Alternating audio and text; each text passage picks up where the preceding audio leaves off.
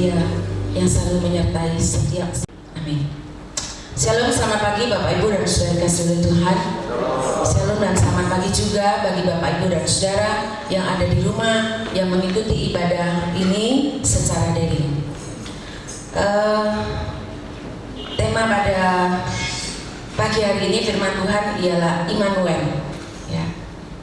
Bapak Ibu dan Saudara, saya percaya setiap kita sering kali, bahkan mungkin ribuan kali mendengar kata Immanuel ini. Ya, tahu ya artinya semua ya? Ya, coba apa?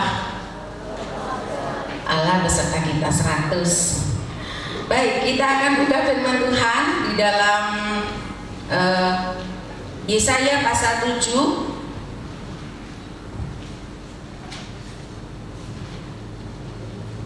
Sebelumnya saya mengucapkan terima kasih kepada Bapak Gembala yang memberikan kesempatan kepada saya untuk menyampaikan firman Tuhan ini.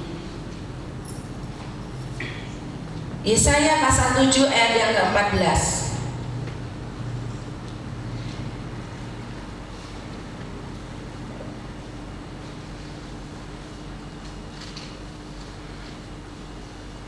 Kita baca bersama-sama sebentar, saya belum ketemu suara. Yesaya pasal 7 ayat yang ke-14. Kita baca bersama-sama. 2, 3. Sebab itu Tuhan sendirilah yang akan memberikan kepadamu suatu pertanda. Sesungguhnya seorang perempuan muda mengandung dan akan melahirkan seorang anak laki-laki, dan ia akan menamakan dia Immanuel. Ayat ini diturunkan dan diulang kembali di dalam Matius 1 ayat 23 yang menegaskan atau di mana di dalam Injil Matius pasal 1 ayat 23 menggenapkan apa yang dinubuatkan oleh Nabi Yesaya bahwa Immanuel, bayi yang kudus yang dilahirkan seorang anak darah itu sudah terjadi dan ada di tengah-tengah umatnya pada saat itu, di mana pada waktu itu khususnya para gembala yang dipercaya oleh Allah untuk datang dan melihat bayi kudus yang bernama Immanuel itu. Bapak Ibu dan Saudara oleh Tuhan, nama yang melekat pada diri seseorang itu biasanya mengandung arti, ya, membawa harapan dan doa yang ada di balik nama tersebut. Saya sudah bilang sama siapa tahu, saya pinjam namanya pagi hari ini. Kita semua pasti berpikir baru kali ini ada seorang yang namanya siapa tahu. Namanya siapa? Siapa? Loh, namanya siapa? Siapa? Bingung kan? Siapa tahu ya. Jadi mungkin ya nanti kalau salah mohon diralat ya, siapa tahu ya. Orang tuanya mengharapkan siapa tahu dia nanti jadi orang besar. Siapa tahu nanti dia jadi orang yang kaya raya. Siapa tahu nanti dia punya istri 5. Siapa tahu nanti dia anaknya 12. Ya, kan begitu. Jadi siapa tahunya ini bermacam-macam kemungkinan yang mungkin terjadi. Tetapi saya percaya orang tuanya menaruh harapan besar. Siapa tahu dia menjadi alat yang berguna bagi kerajaan surga. Dan itu dimulai dari sekarang. Ingat ya, siapa tahu ya. Iya. Dulu Pak Bagio pernah ngomong bahwa ada tukang sapu atau apa namanya hartawan. Tapi tukang sapu, maaf saudara, saya tidak merendahkan pekerjaan seorang tukang sapu. Tapi kayaknya dalam hal ini ada sedikit miss begitu ya. Tukang sapu namanya hartawan ya, tapi itu hak seseorang untuk menamai anaknya itu sebagai menamakan anaknya siapa gitu, terserah ya. Kami dulu memberikan nama anak kami itu Benaya karena satu, wah Benaya ini seorang pahlawan begitu ya, harapannya dia jadi seorang pahlawan. Kemudian nama Benaya waktu itu tidak umum, jarang orang Kristen pakai nama Benaya, jadi kami pakai nama Benaya. Sekarang nama Benaya banyak.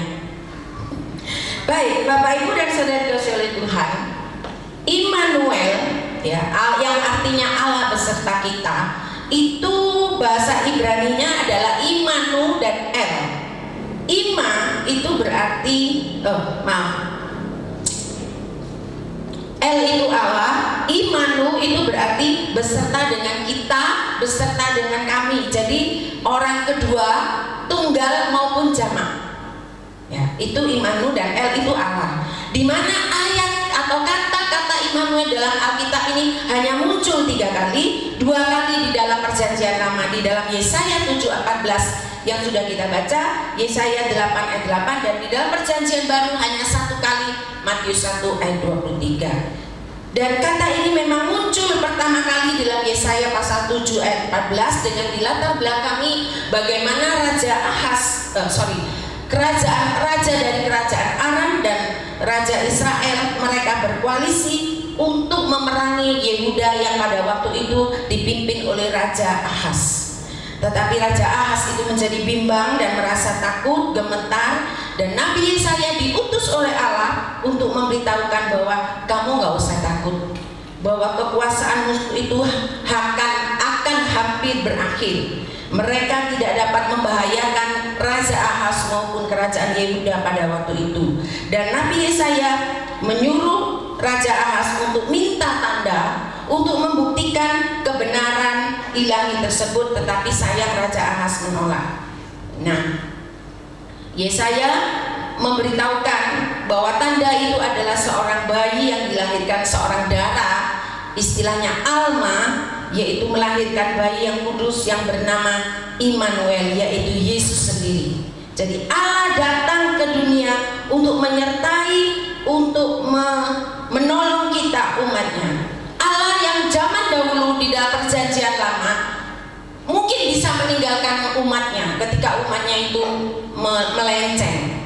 Allah yang jauh, Allah yang transenden, tetapi ketika dalam Allah Perjanjian Baru di dalam diri Yesus Kristus, Allah tidak hanya Allah yang transenden, tetapi Allah yang imanen, Allah yang dekat, Allah yang ada di dalam kita, Allah yang ada di sekitar kita, Allah yang menyertai kita dulu, sekarang, dan selama-lamanya.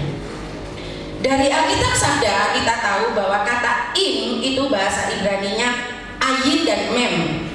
Huruf Ibrani itu dulunya adalah huruf gambar atau piktograf, jadi berbentuk gambar, bukan huruf seperti yang kita lihat sekarang, tetapi yang namanya huruf itu berbentuk gambar atau simbol, di mana itu mempunyai makna yang mengandung arti tertentu di dalam gambar tersebut. Huruf im yaitu ayin dan mem, artinya ayin itu gambarnya mata, berarti melihat, sedangkan mem itu gambarnya air, berarti kumpulan. Nah, gabungan keduanya adalah melihat kumpulan. Itu ya.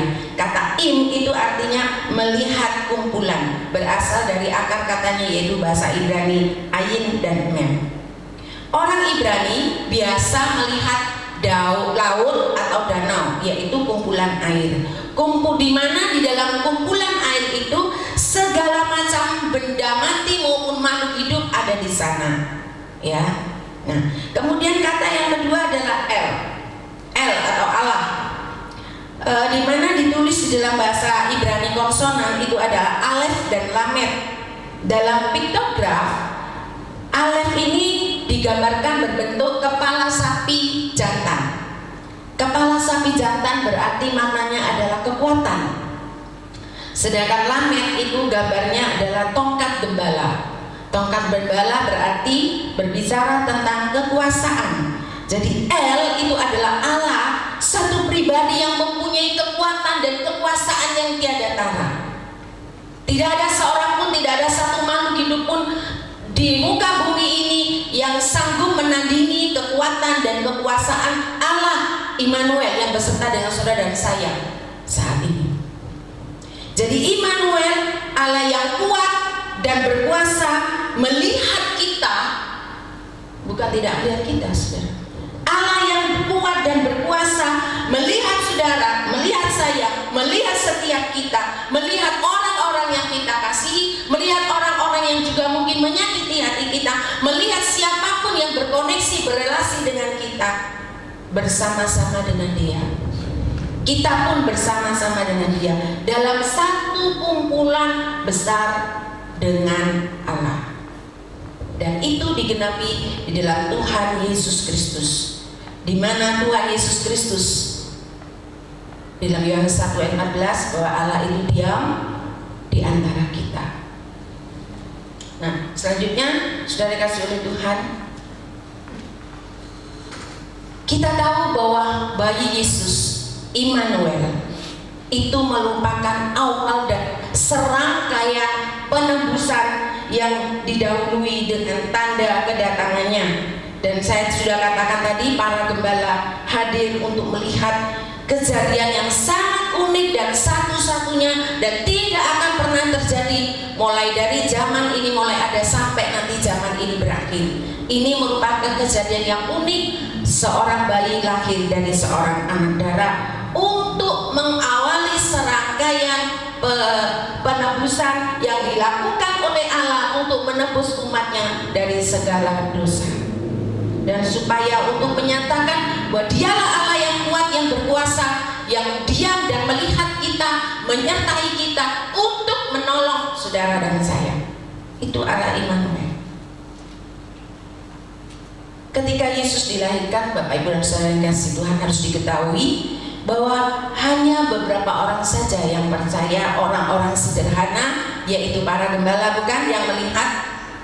Dan memang ada orang Majus 3 orang.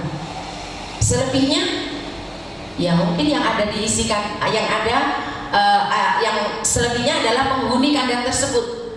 Ya mungkin domba, kuda atau onta mungkin ya, yang melihat kelahiran Yesus. Selain manusia, maksud saya.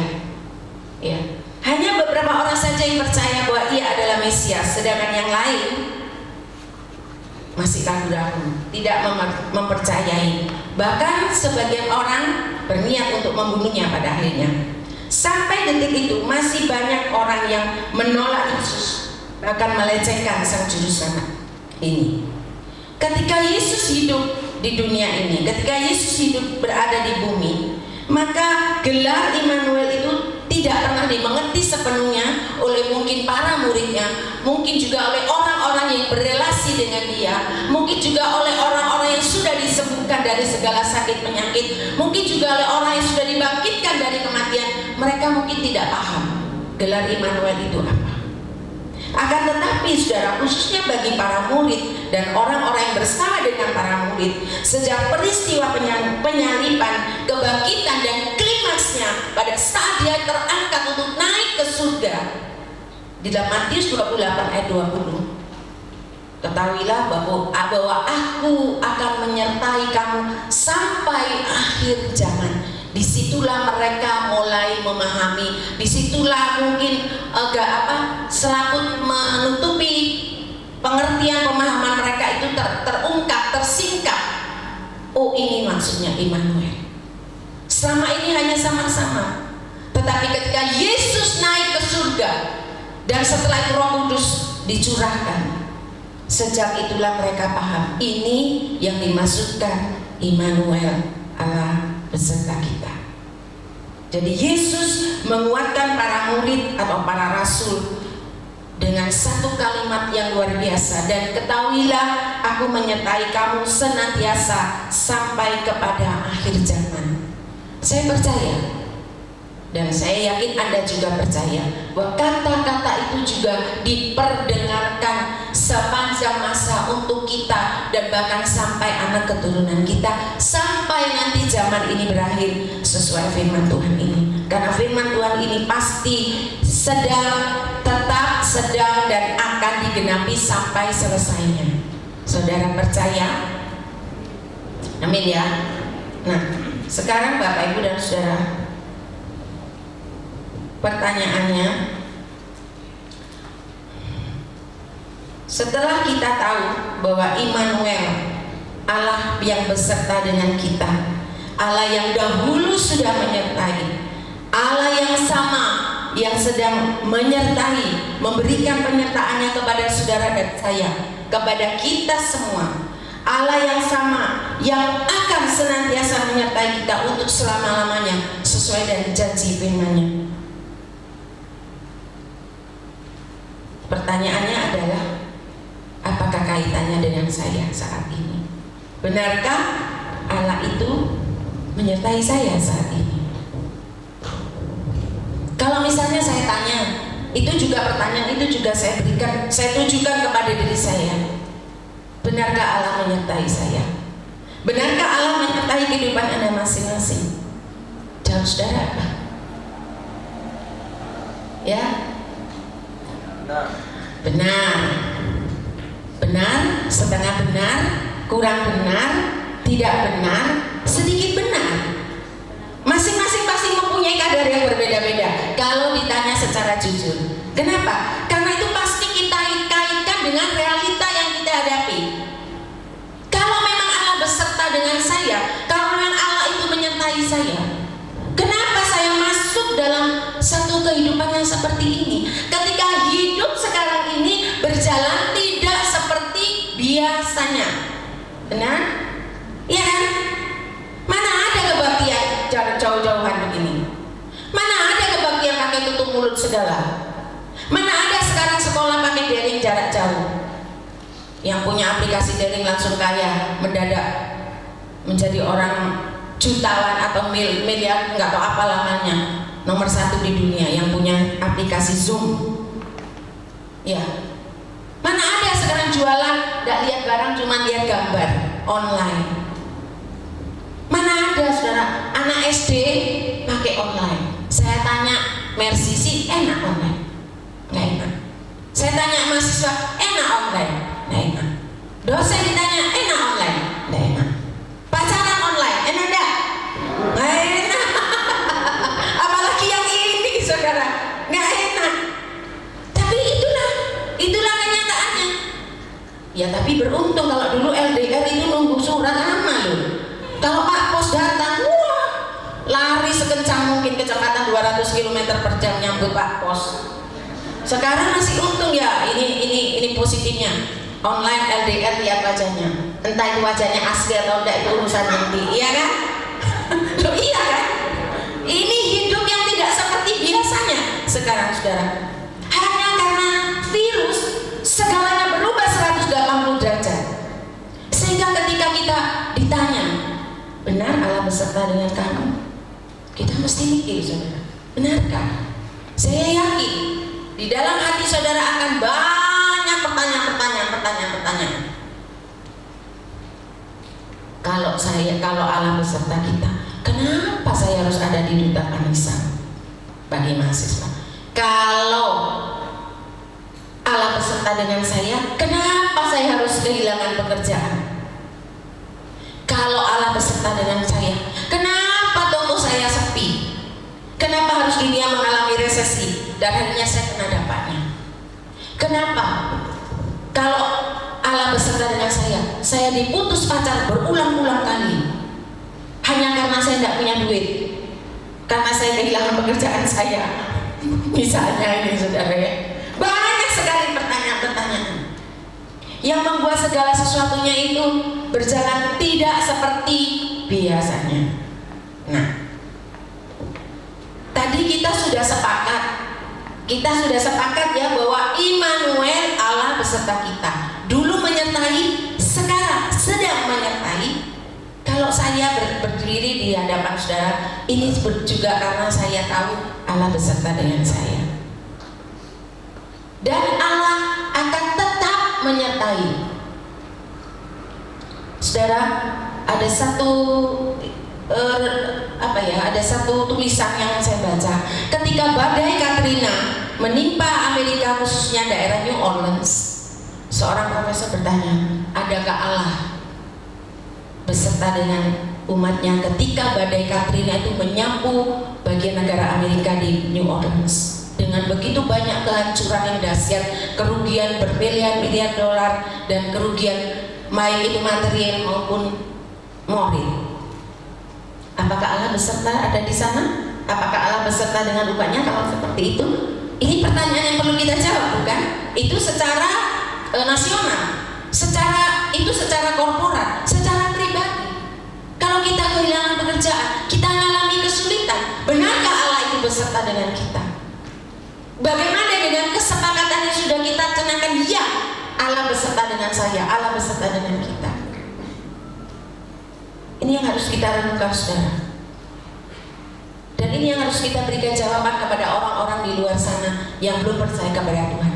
Jawaban kita menentukan bagaimana kita bersikap, berpikir, berkata-kata, berlaku untuk supaya kita dua kemungkinan menjadi berkat bagi mereka atau justru kita menjadi batu sandungan bagi mereka. Ketika kita meyakini sekalipun segala sesuatu berjalan tidak seperti biasanya dan itu berarti membuat saya keluar dari comfort zone saya tetap mengatakan mengimani Allah beserta dengan saya.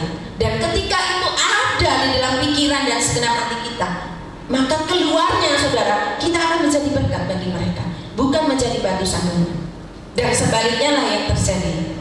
Ketika kita menjadi banyak kecewa, kita banyak kecewa, Allah bohong, Allah pembohong. Allah cuma sibuk dengan urusannya sendiri. Allah sibuk dengan yang lain-lain dan tidak mempedulikan saya. Maka ketika kita berrelasi, berkoneksi dengan orang yang belum percaya, kita akan menjadi batu sandungan bagi mereka. Dan itu tentu tidak digandaki oleh Tuhan. Oleh sebab itu saudara kasih oleh Tuhan, saya mau kaitkan Allah Immanuel itu dengan realita di hadapan kita. Karena itu ketika kita bertanya, Tuhan di manakah Engkau? Katanya Engkau Allah Immanuel, saudara. Mungkin Tuhan balik tanya, lah kamu ada di mana? Kalau saya jadi Tuhan, kita tanya, ya toh, lah kamu sendiri ada di mana? Kamu tetap ada di dalam genggaman tanganku, atau kamu melorotkan diri, merusut, saudara, merusutkan diri, melorotkan diri, melepaskan diri dari genggaman tangan Tuhan dan berjalan seperti menuruti kata hatimu, begitu ya. Jadi Tuhan tanya, lah kamu di mana? Bapak Ibu dan Saudara, ada 3 hal penting, ada 3 hal mendasar yang harus kita ketahui, yang harus kita pahami. Yang pertama adalah segala sesuatu ada di dalam grand design Allah.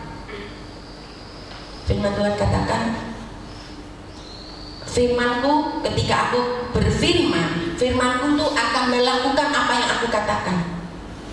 Jadi artinya firman Tuhan ini semuanya akan digenapi dari Kejadian sampai Wahyu. Tidak ada yang tidak akan digenapi oleh Tuhan. Segala sesuatu yang terjadi sekarang di sekitar kita, ini saya bicara skala global, saya bicara skala korporat, itu ada di dalam grand design Tuhan. Jadi kita sebagai orang percaya tidak usah tergopoh-gopoh atau terkaget-kaget. Kalau kita melihat mujizat, orang buta contoh, kalau kita melihat orang buta disembuhkan, orang mati dibangkitkan, itu sudah ada, saudara. Jadi kita nggak usah terkesima lalu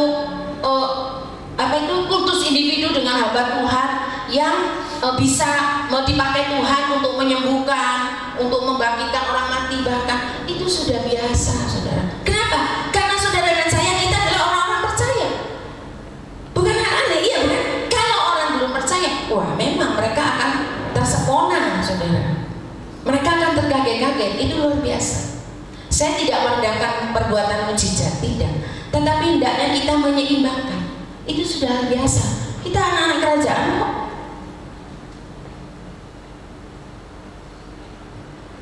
Sama saudara dengan halnya ketika semuanya ini terjadi. Sekarang perang, ya kalau Anda mengikuti berita, sumber berita saya adalah Bagio, jadi saya tidak usah baca, yang mesti kita saksikan antara Armenia dan Azerbaijan. Perang gini, saya pendengar yang baik. Perang di mana-mana, kisruh di mana-mana, suku melawan suku, bangsa melawan bangsa. Sekarang virus mulai mengintip. Bagi saya secara naluri saya, saudara, virus ini tidak akan berhenti. Virus ini akan terus berjalan. Kalau kita lihat, selalu ada berita di China itu ada virus klaster baru lah, yang ini yang itu. Nah, saya nggak mau ambil pusing. Biarlah virus berjalan, yang penting Allah tetap beserta dengan saya. Kenapa? Karena memang itu yang harus terjadi. Matius 24, akhir zaman. Kita masuk di dalam akhir zaman. Deru perang akan engkau dengar. Sakit penyakit, bangsa melawan bangsa, suku bangsa melawan bangsa. Kita nggak usah heran, saudara, karena dunia ini sedang menuju kepada kesudahannya. Kesulitan dan mujizat,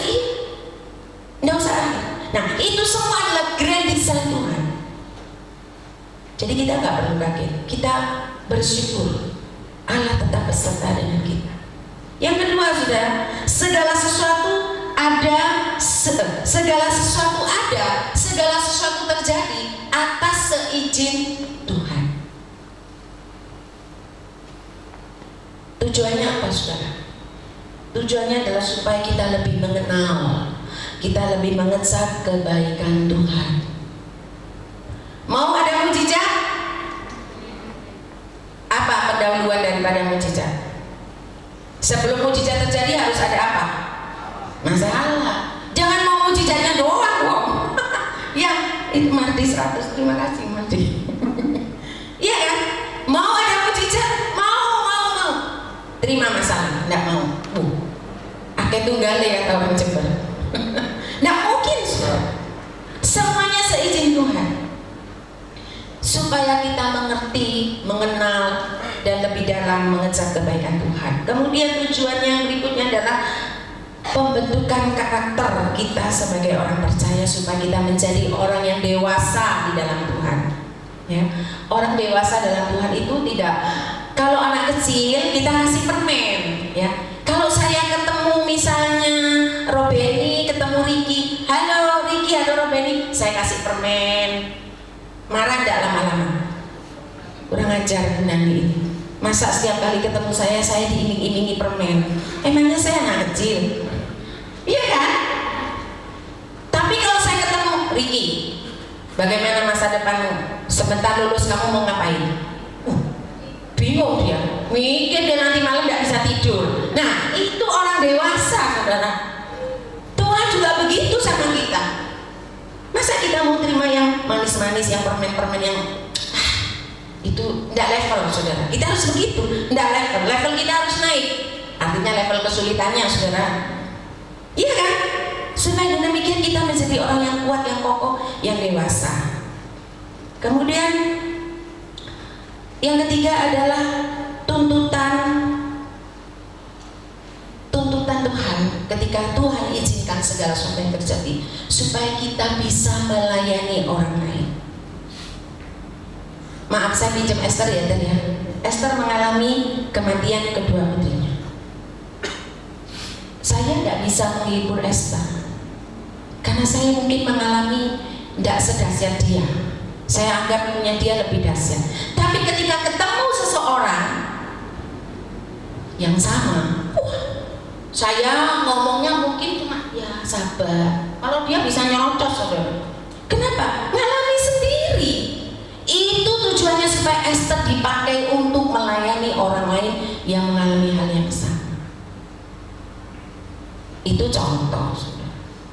Masih terlalu banyak contoh yang bisa kita ungkapkan bahwa sesungguhnya Allah beserta dengan kita.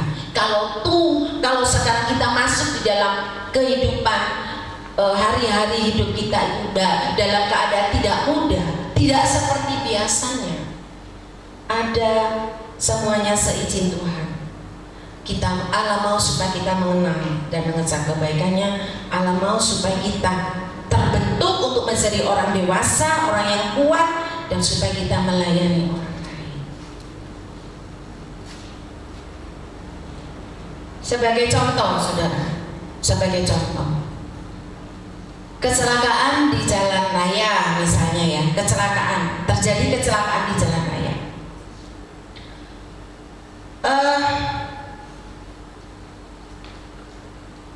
Semuanya saya percaya seizin Tuhan.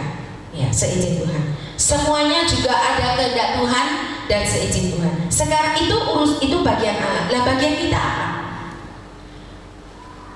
SIM punya enggak? Pakai helm enggak? Cara nyetirnya bagaimana? Patuh aturan lalu lintas enggak? Kondisi kendaraan sudah olinya ngocor dipakai aja, mana Agustin? Ya, olinya ngocor bocor pakai aja. Shock helmnya mati pakai aja. Sampai yang duduk di belakang seperti naik onta atau naik kuda.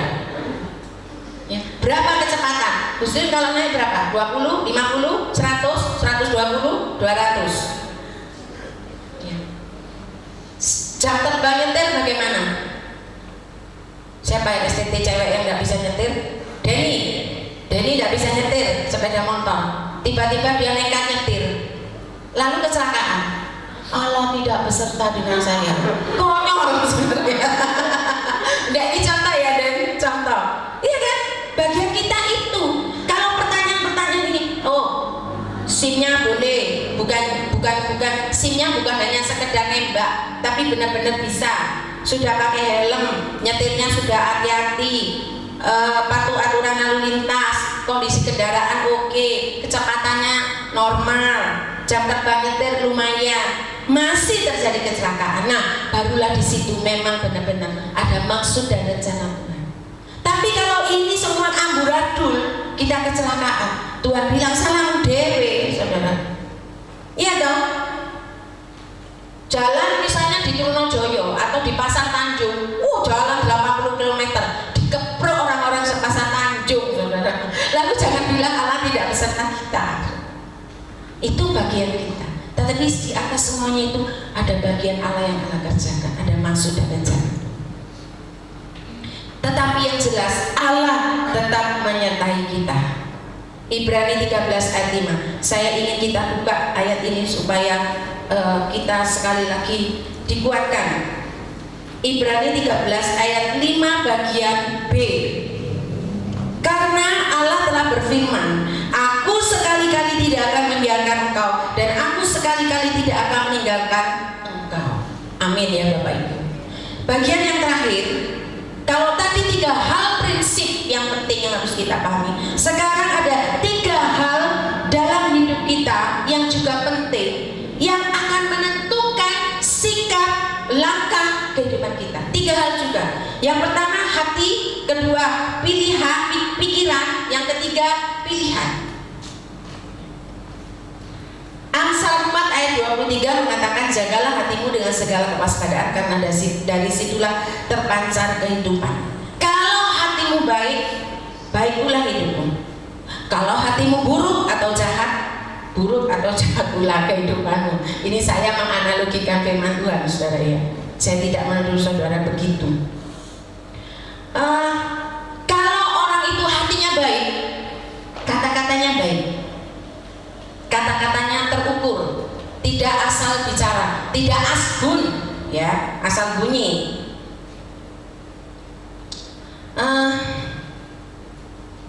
Contoh ya, contoh. Di dalam apa ya, masalah hati, ketika Tuhan izinkan, dan sekarang kita sudah masuk kepada step berikutnya, bahwa kita sudah tahu bahwa Tuhan izinkan segala sesuatu yang terjadi. Misalnya saya kehilangan pekerjaan, padahal anak saya 4, ya, anjing saya 2, kucing saya 5, istri saya 1. Tak kasih makan apa, saudara? Bagaimana hati kita meresponi hal tersebut? Kalau hati kita baik, itu saling beralian, saudara, saling berkaitan. Kalau kita punya pemahaman firman yang benar dan kita punya hati untuk menerima apa ya tepatnya? Kita mempunyai hati untuk bisa menerima akan antara satu statement Allah beserta dengan kita, dan kita kaitkan dengan kehidupan di depan mata kita yang begitu sulit, yaitu kita kehilangan pekerjaan, tapi kita mempunyai sikap hati yang benar. Nah, sikap hati yang benar saudara bisa menerjemahkan dengan bermacam-macam, ya. Artinya, dia tetap bisa bersyukur, dia bisa tetap tabah, dia bisa tetap sabar di dalam kesesakan, dia bisa tetap berdoa, memohon kepada Tuhan tentang pertolongan Tuhan, dia tetap setia beribadah. Itu semua saling berkaitan, bukan? Nah, ketika dia mempunyai hati yang sedemikian, hati yang lemah lembut, hati yang patuh, hati yang berserah, hati yang mau merendahkan diri, yang mau tetap mengucap syukur, maka saudara, saya yakin dia akan bisa menjalani hidupnya dengan tetap baik. Dalam artian saya tidak katakan bahwa baik itu lalu kesulitannya meredah, tidak. tetapi dia bisa meresponi dengan baik, dengan dibuktikan oleh sikap dan perbuatan yang dia lakukan. Dia akan tetap setia ibadah, dia akan tetap berusaha dengan tegar dan tabah dan kuat dan tekun dan apalagi ulet untuk mengatasi bagaimana saya bisa menghidupi anak istri saya. Bukannya lari kepada, mungkin dia dugem, mungkin dia lari ke narkoba, mungkin dia lari, wah hidupnya amburadul, sudah Tuhan-Tuhanan. Enggak. Itu masalah hati. Lalu yang kedua adalah masalah pikiran. Ya. Ada satu kalimat dalam bahasa Inggris yang sederhana, you are what you think. You are what you think. Kamu adalah apa yang kamu pikirkan. Betul ya Pak Rismi ya? Oh beliau ini jago bahasa Inggris saudara. Tidak boleh salah kalau ada beliau ini. Ya, you are what you think. Kamu adalah apa yang kamu pikirkan. Coba kita buka di dalam Matius pasal 12. Moga-moga tidak salah ayatnya ya saudara ya.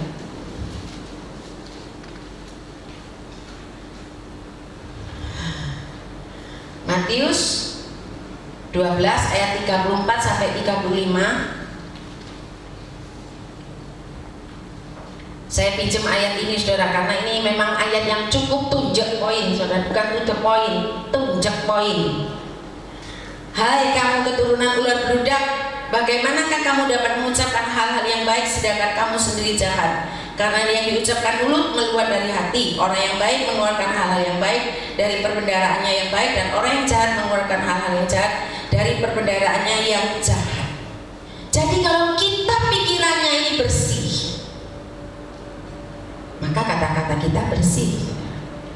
Kalau pikiran kita itu kemerungsung, bulat, ya hidup kita ya bulat, kata-katanya ya bulat, semuanya bulat, bukan bulat saudara. Bulat apa ya bahasa Indonesia yang bulat ini apa ya? Pokoknya wis semrawut. Nah kalau maaf yang luar pulau ngerti ya, semrawut ngerti ya. Kalau bulat mungkin agak tidak paham, tapi semrawut itu cara kita bicara, cara kita duduk, cara kita berpakaian, cara kita melihat atau cara kita memandang, cara kita berjabat tangan, cara kita berpacaran, apalagi itu ditentukan oleh apa yang ada di dalam pikiran kita. Saya sudah berbuat pakai firman Tuhan loh saudara ya.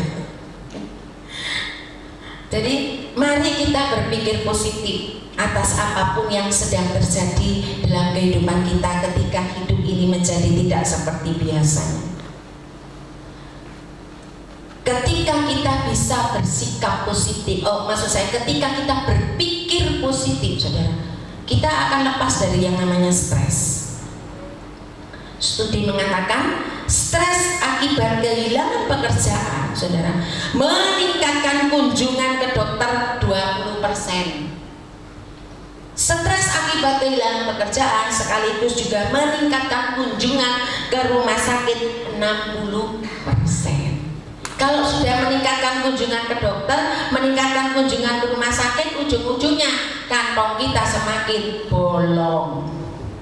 Tambah stres lagi kan? Jadi berlipat-lipat stresnya, jadi multiple. Nah, daripada begitu, bukankah lebih baik kita mengambil keputusan, kita mengambil satu pendirian, saya mau berpikir positif. Saya tahu saudara, ini tidak mudah. Kenapa? Karena kita ini masih punya ego. Di dalam hal tersebut saya percaya sebentar kita iya, sebentar kita enggak, sebentar iya, sebentar enggak. Hari ini oke Tuhan, aku percaya. Besok Tuhan di mana engkau? Besoknya kita mungkin menyumpah-nyumpahi Tuhan. Hari ini kita positif, besoknya kita wis enggak karu-karuan. Suntuk tidak karu-karuan. Itulah manusia.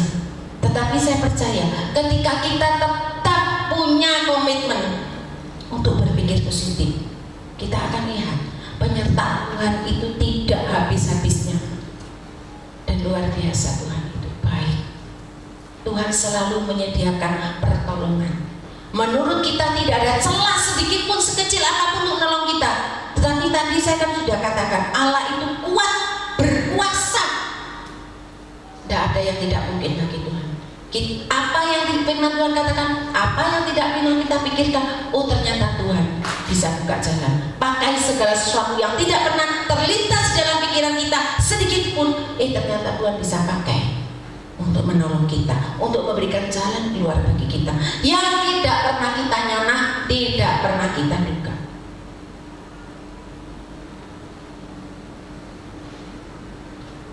Mari kita berpikir positif, bahwa dengan berpikir positif artinya saudara kita meningkatkan kemauan dan meningkatkan kesadaran kita bahwa Allah itu ada di dalam kita, Allah bersatu dengan kita, dan Allah tetap menyertai kita sesuai janji-Nya.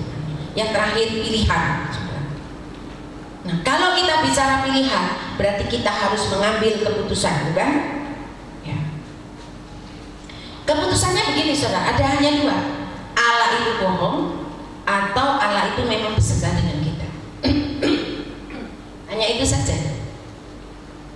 Kalau kita mengambil sikap ya Allah itu Allah Immanuel yang beserta dengan saya, maka saya akan tetap berkarya, saya akan tetap maju terus, bukan mundur, saudara. Meskipun hidup tidak seperti biasanya, jangan dikira Allah itu rela kalau saudara mundur. Tidak, Allah kita Allah yang baik. Allah tidak rela kalau kita mundur. Allah mau supaya kita tetap maju. Loh, kalau Allah sendiri itu mau tetap kita maju, masa kita tidak mau? Kalau kita tetap tidak mau, betapa bodohnya kita, saudara. Ini logika sekali. Ini logika yang sederhana sekali.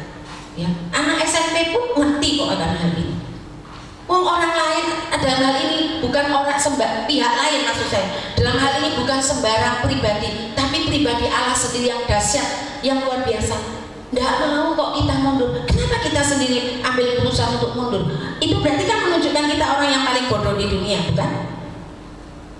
Tapi Allah katakan, aku menyertai kamu. Aku sekali-kali tidak akan meninggalkan kamu. Aku menyertai kamu sampai akhir zaman. Tenang aja. Menghadapi ini, aku ada kok beserta dengan kamu. Ikuti saja, mengalir bersama dengan Tuhan. Itu keputusan yang bijaksana, saya pikir.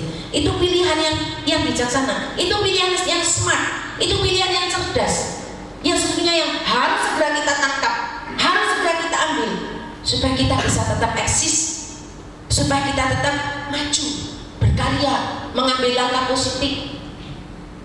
Kalau orang itu pikirannya semrawut, saudara, dia tidak akan pernah bisa menemukan jalan keluar yang baik. Tapi ketika dia punya hati, punya pikiran yang positif, hatinya tetap positif, hatinya tetap bersyukur, lalu kemudian pikirannya juga positif, saudara, maka pilihannya sudah pilihan yang benar. Oh, saya tidak kerja tidak apa-apa, saya akan berusaha apa. Oh, misalnya dia lihat mungkin di Facebook ada banyak ada banyak di situ marketplace, ya. Oh, di daerah sana itu ternyata limpah suatu produk A. Iya, di tempatku ini tidak ada, ya. Coba sih aku tak jualan barang di sana, yang barang A di sana limpah, tak bawa ke sini. Itu bisa diambil sikap seperti itu hanya oleh orang yang pikiran dan hatinya positif, hatinya benar, pikirannya positif. Akhirnya pilihannya, keputusannya bekerja, ambil langkah positif, saudara. Bukannya dia lalu putus asa, marah-marah, tidak karuan.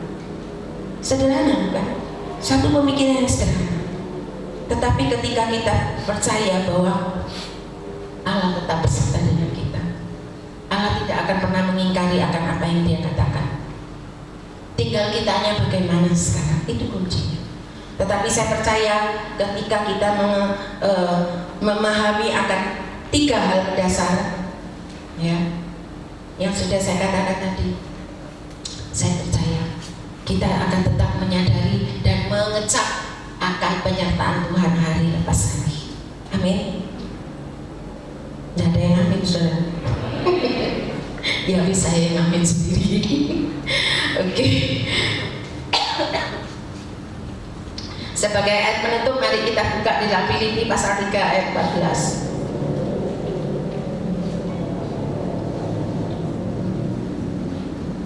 Filipi pasal 3 ayat yang ke-14.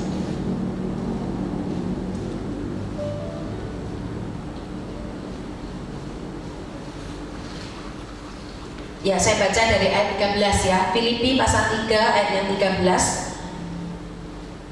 Sudah ketemu? Ya.